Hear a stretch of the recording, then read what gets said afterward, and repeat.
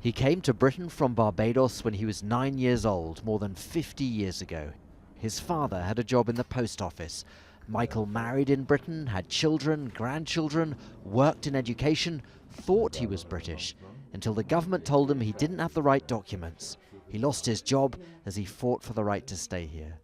If I was deported, I didn't know what I would do. To take someone out and just throw them out, like if they had no worth, because that is what they're doing. You know, it's about worth, what you've produced and what you've done to help Britain be the better place than it was. This is the arrival of more than 400 happy Jamaicans. The so-called Windrush generation, named after a ship that carried the first arrivals from the Caribbean in 1948. Invited to Britain, given citizenship.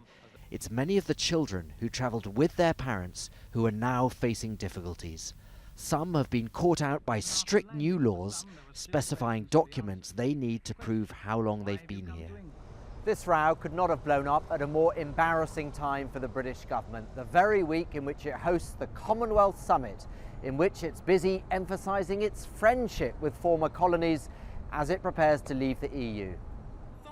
Ministers told Parliament they're trying to repair the damage with a special team to help the Windrush generation, a promise to resolve their cases quickly, free of charge, although the government isn't sure whether some people have already been deported in error. Can she tell the House how many have been detained as prisoners in their own country? Can she tell the House how many have been denied health under the National Health Service? How many have denied pensions? How many have lost their job?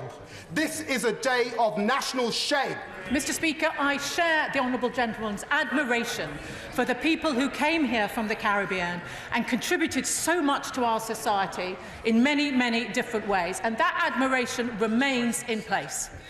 I am concerned that the Home Office has become too concerned with policy and strategy and sometimes lose sight of the individual. But who was in charge of the Home Office when these new, stricter policies were being designed? Yes, today's Prime Minister, Theresa May.